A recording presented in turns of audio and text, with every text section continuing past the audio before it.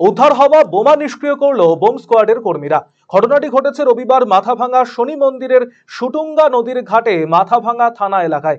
এদিন বোমা নিষ্ক্রিয় করার সময় যাতে কোনো রকম দুর্ঘটনা না ঘটে তার জন্য সেখানে দমকল এবং স্বাস্থ্য দপ্তরের কর্মীরা উপস্থিত ছিলেন।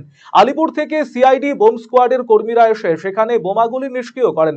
পুলিশ সূত্রে জানা গিয়েছে, মাথাভাঙা থানায় বিভিন্ন সময় বিভিন্ন এলাকা থেকে বোমাগুলি উদ্ধার করা হয়েছে।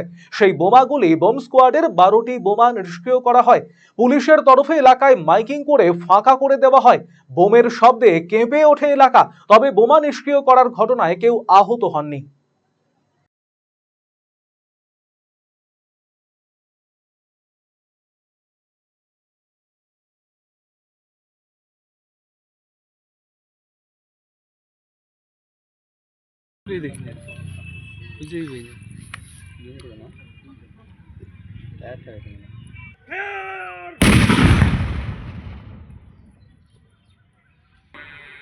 যদি আপনারা এই চত্বরে থাকেন, আপনারা এখান থেকে সরে যান।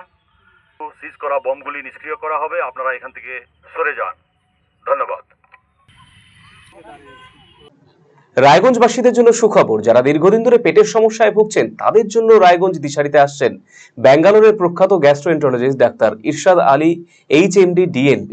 এখন থেকে প্রতি মাসে নির্দিষ্ট দিনে ডাক্তারবাবুকে দেখাতে আজই যোগাযোগ করুন দিশারি হেলথ কেয়ার, উকিলপাড়া, রায়গঞ্জ শাখায়। যোগাযোগ করুন 7477785509 এই নম্বরে এবং 7477785512 এই নম্বরে।